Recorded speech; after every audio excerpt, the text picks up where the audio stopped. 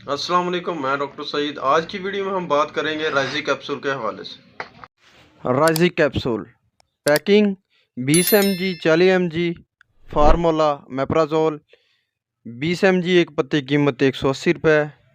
इस्तेमाल की बात करें तो तजाबियत, मैदे की तजाबियत, सीने की जलन, पेट दर्द, मैदे में खुराक का हजम ना होना, पेट और आंतों के अल्सर, मैदे की तलखी, इन तमाम बीमारियों में मेप्राजोल इस्तेमाल होता है।